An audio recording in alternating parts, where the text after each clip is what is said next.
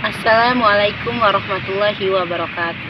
Perkenalkan, saya Icut Krisnawati Kasim dari kelas 3 FPAI Stit Al-Urwatul Wusqa Jombang. Di sini saya akan belajar menjelaskan tentang inna, kanna, adonna, dan tawabi untuk memenuhi tugas mata kuliah bahasa Arab. Terlebih dahulu saya akan menjelaskan tentang inna. Inna wa akhwatuha.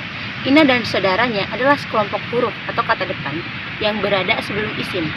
Nah, jika sejumlah ismiyah atau kalimat yang tersusun dari mubtada khobar didahului oleh inna, maka mubtada akan berubah menjadi isim inna dan khobar akan berubah menjadi khobarnya inna. Langsung saja kita ke contoh. At-tolibu jamilun. At-tolibu jamilun ini adalah susunan mubtada khobar. At-tolibu sebagai mubtada dan jamilun sebagai khobar, yang artinya mahasiswa itu tampan. Nah, kemudian kemasukan inna menjadi inna at-toliba jamilun. Mengapa demikian? Karena fungsinya inna di sini, inna dapat menasukkan isim yang awal mulanya mubtada menjadi isim inna dan merofakan khobar yang awal mulanya khobarnya mubtada menjadi khobarnya inna. Maka menjadi inna at-toliba jamilun, yang artinya sesungguhnya mahasiswa itu tampan. Selanjutnya kana. Kana wa akhwatuha. Kana dan saudaranya merupakan suatu fiil, yaitu fiil madi nakis, fiil yang tidak dapat berdiri sendiri, fiil yang membutuhkan isim dan khobar. Sebagaimana kana dan saudaranya dapat ditasrifkan seperti fiil pada umumnya. Nah, fungsinya kana di sini, kana memiliki peran untuk mengubah mubtada menjadi isim kana dan mengubah khobar menjadi khobarnya kana. Langsung saja kita ke contoh. Contohnya masih sama, susunan mubtada khobar at-tolibu jamilun, yang artinya mahasiswa itu tampan. Nah, kemudian kemasukan kana menjadi kana at-tolibu jamilan. Mengapa demikian? Karena fungsinya kana ini berbalikan dengan inna. Kana dapat merofakan isim yang awal mulanya mubtada menjadi isim kana dan menasabkan khobar yang awal mulanya khobarnya mubtada menjadi khobarnya kana, sehingga menjadi kana at-tolibu jamilan, yang artinya mahasiswa itu menjadi tampan. Kemudian aghanna. Aghanna adalah fiil-fiil yang menasabkan mubtada dan khobar atau menjadikan kedua-duanya menjadi dua maf'ul bagi dhamma. Langsung saja kita ke contohnya. Contoh masih sama, susunan mubtada khobar at-tolibu jamilun, yang artinya mahasiswa itu tampan. Nah, kemudian kemasukan donna menjadi dhonnatu at-toliba jamilan. Mengapa demikian? Karena fungsinya donna di sini, donna dapat menasabkan isim dan menasabkan khobar atau menjadikan isim dan khobar menjadi maf'ul bih. Maka menjadi dhonnatu at-toliba jamilan, yang artinya saya menyangka mahasiswa itu tampan. Kemudian tawabi. Tawabi adalah bentuk jamak dari kata tabi yang artinya pengikut. Tawabi dibagi menjadi 4 macam, yaitu na'at, atof, badal, dan taukid. Terlebih dahulu saya akan menjelaskan tentang na'at. Na'at adalah isim tabi yang menunjukkan sifat isim sebelumnya atau disebut man'ut. Na'at mengikuti man'utnya pada i'rab, bilangan, jenis, dan definisinya. Langsung saja kita ke contoh. Contoh, hadza baitun kabirun, yang artinya ini rumah yang besar. Hadza di sini sebagai fiil madi. Kabirun sebagai sifat yang maknanya besar. Sifat di sini bisa disebut na'at. Na'atnya kemana? Na'atnya ke baitun. Baitun di sini sebagai man'ut. Selanjutnya atof. Atof adalah isim tabi yang disambungkan dengan maf'ulnya oleh salah satu huruf atof.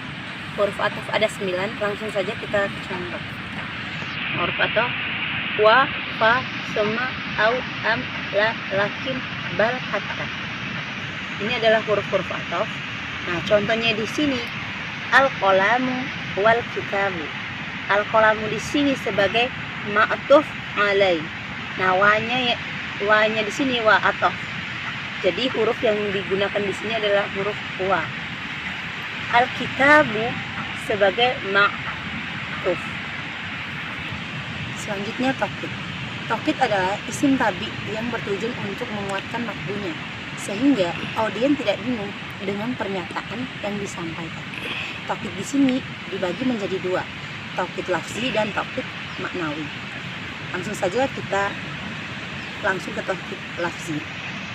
Taukid lafzi adalah taukid yang mengulangi kata muakkadnya. Nah, contohnya di sini ashtaraitu kitaba. Nah, yang artinya saya membeli buku.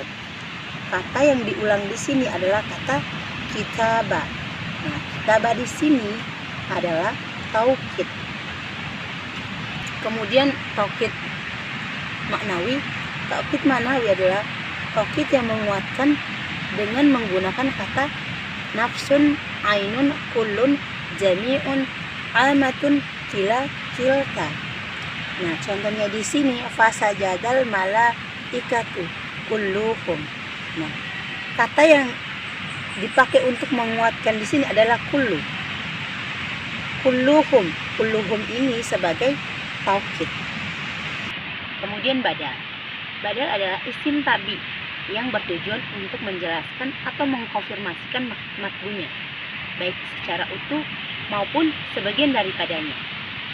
Kalimat yang mengikuti disebut badal, dan kalimat yang diikuti disebut mubadal minhu. Badal di sini dibagi menjadi 3 macam, yaitu badal mutabiq, badal ba'du min kul, dan badal istimal. Langsung saja kita ke badal mutabiq. Badal mutabik di sini adalah badal yang setingkat antara badal dan mubadal minhunya. Contohnya di sini ja'a al-muhadiru Ahmadu. Nah, ja'a di sini sebagai fi'il. Al-muhadiru di sini sebagai fa'il dan Ahmadu sebagai badal. Badalnya kemana? Badalnya ke al-muhadiru. Al-muhadiru di sini punya 2 kedudukan. Yang pertama sebagai fa'il dan yang kedua sebagai mubadal minhu. Jadi ja'a al-muhadiru Ahmadu yang artinya telah datang Pak dosen Ahmad. Selanjutnya badal ba'du min kul. Badal ba'du min kul adalah badal merupakan bagian dari mubdal minhu. Langsung saja ke contoh. Contohnya di sini akala asyakshu ar-rawifa nisfahu. Nah, akala di sini sebagai fiil, asykshu sebagai fa'il, ar-rawifa sebagai maf'ul bi, dan nisfahu sebagai badal. Badalnya kemana? Badalnya ke ar-rawifa. Ar-rawifa di sini mempunyai 2 kedudukan. Yang pertama sebagai maf'ul bi, yang kedua sebagai mubadal minhu. Selanjutnya badal istimal. Badal istimal adalah merupakan suatu badal yang terdapat pada mubdal minhunya. Contohnya nafa'ani zaidu ilmuhu. Nafa'ani di sini sebagai fiil, ni di sini sebagai maf'ul bih, zaidun sebagai fa'il, dan ilmuhu sebagai badal. Badalnya kemana? Badalnya ke zaidun. Zaidun di sini mempunyai 2 kedudukan. Yang pertama sebagai fa'il dan yang kedua sebagai mubadal minhu. Itu saja penjelasan dari saya. Kurang lebihnya mohon dimaafkan di sini juga karena saya masih belajar. Semoga apa yang telah saya sampaikan bermanfaat. Wabillahi taufiq wal hidayah. Wassalamualaikum warahmatullahi wabarakatuh.